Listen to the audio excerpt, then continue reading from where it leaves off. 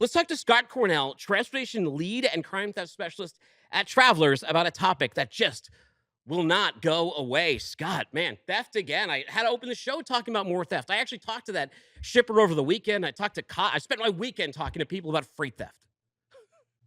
Yeah, great lead in.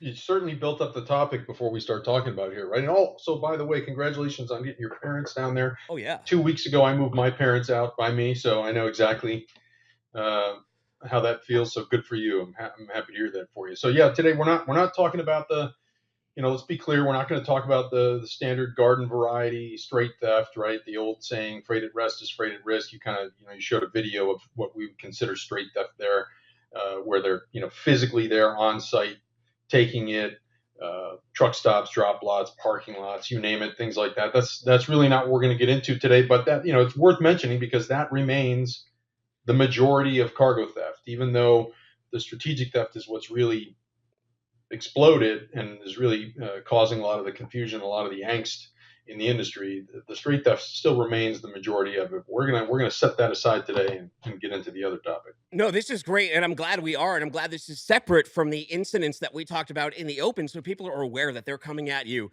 from many different angles. So how does strategic theft differ from what we just talked about, where they spoofed that bill of lading, they went in, or even those guys who were cracking that seal open?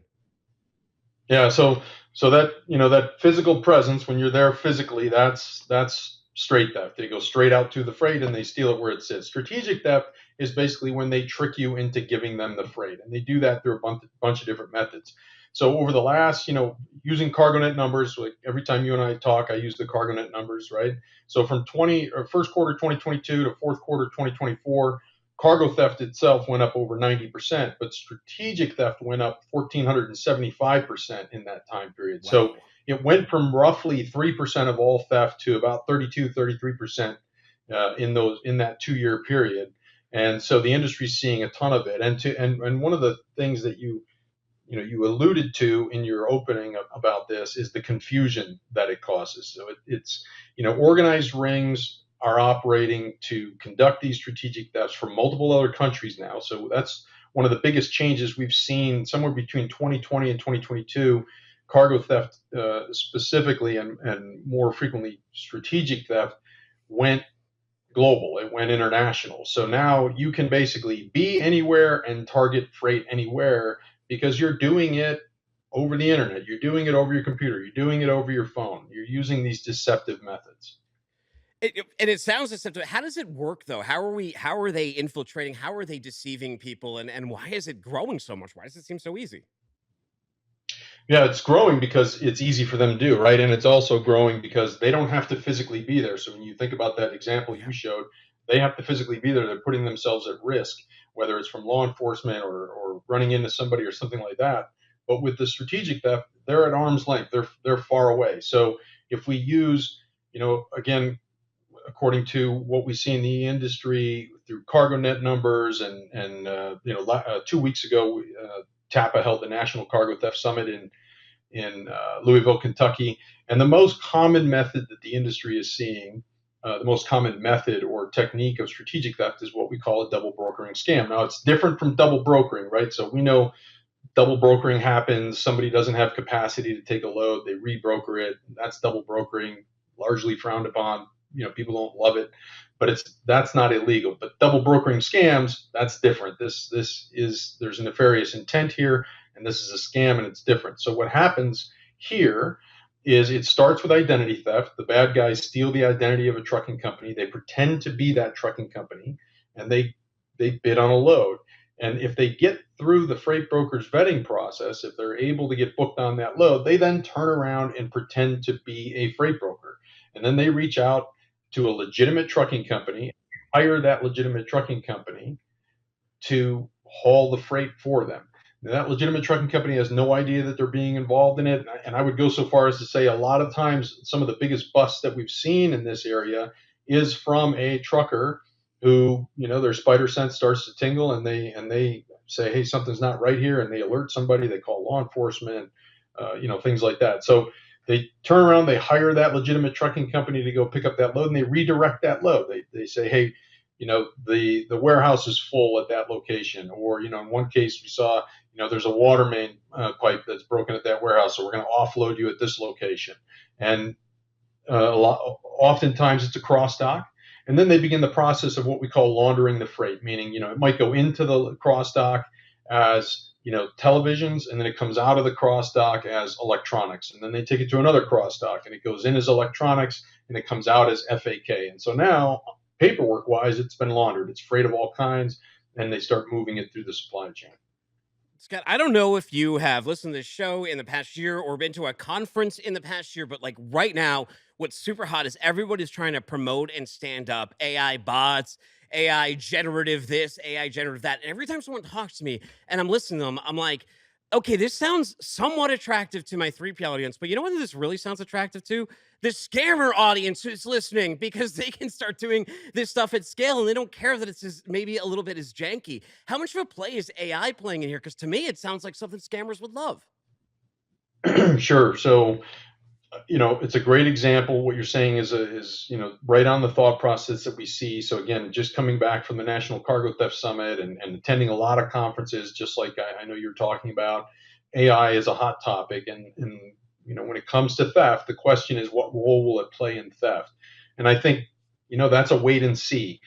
I think it will be used. And I think at some point it's going to be AI versus AI, right? Who has the better AI? You have AI that's being used nefariously to scam, and then AI that's being used to defend. But I don't think you can eliminate the human part of it ever, right? So if I give you an example, somebody relayed a story to me where there was AI being used to spoof, right, and to try and commit a cargo theft. And again, I use that term, somebody's spider senses went up. And so they start asking questions, and, the person is using AI and they're saying that they're located in Memphis, and they're using, that as kind of, hey, I'm a good guy. I'm located right here in Memphis, and everything like that. And so the human on the other end of the line says, well, what's your favorite barbecue place in Memphis? Yeah. No answer. Where do you know any barbecue places in Memphis? No answer, right? Listen, I'm from Buffalo, New York. That, to me, that's like saying you don't know where to go get chicken wings in Buffalo if you're from Buffalo, right? So that human element, that sounds like a really small thing, but that human element, especially specifically in that example, is what said, hey, this is somebody using AI to spoof us. Can't go Yeah. forward with this. Yeah. If you don't know, if you can't name an Elvis song, I'm going to doubt that you're from. I'm going to doubt you're from Right? Memphis. What other methods? So there's the physical, there's the strategic. What other kind of thefts are going on out there? Well, yeah. So when we talk about cargo theft in general, it's those two categories, right? It's the straight theft, which we talked about, and then strategic. And there's multiple methods in the strategic. And so we talked about the double brokering one, and now I'll give you another example. It's called a cluster theft. Now, these are not as common, but they're devastating. So the bad guys go out and they'll buy an MC number or a few MC numbers. And so on paper, they look legit. They appear to be legit, right? They have a trucking company that they stood up in order to do this, and they will haul loads. And I think this is something that I talk about quite frequently with the bad guys is they're very patient and they're really good at return on investment, meaning they'll put their time and their effort into getting what they need to get, getting the intel they need. So they'll haul for you, and they will haul for you for a period of time in order to gain intelligence. But keep in mind, you're paying them, right? So if they're delivering the loads, and they will deliver loads for a period of time, they will deliver loads. They will, and during that time, they're gathering intel. Hey, what questions do they ask when we pick up the freight at these places? What are the lanes we're getting? What's the volume? If we deliver a bunch of loads, do we get increased volume? Are we gaining trust? Right? And then at some point, when they get all the intel they want, they get comfortable with the process and the procedures, both at the pickup and the consignee and everything like that, they start to short the loads. So if you're getting 26 pallets, they'll take 25 pallets off or 24 pallets off, and they redo the paperwork, and that paperwork reflects it as a 1 pallet load. And the trailer number matches, the seal number matches because they put a new seal on, or they bypass the seal so they don't have to break it, so they don't change that. There's different methods within the method. And so they will short those loads, almost all the pallets. I've seen it anywhere from half the load to all but 1 pallet. And they'll do it over and over and over, redoing that paperwork, making that paperwork match up so that when you get to the consignee, everything matches on paper, everything looks right.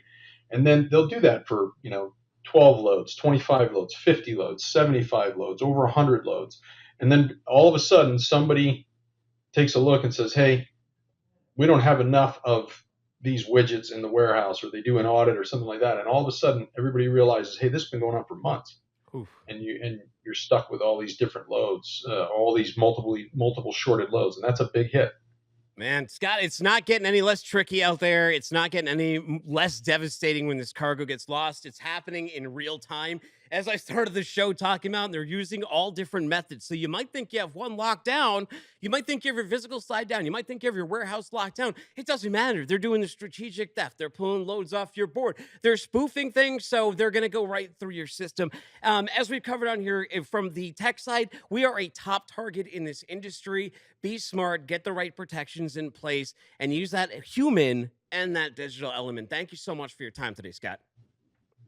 Thanks a lot, buddy. Good to see you. Have a good one. Thank you. Take it easy.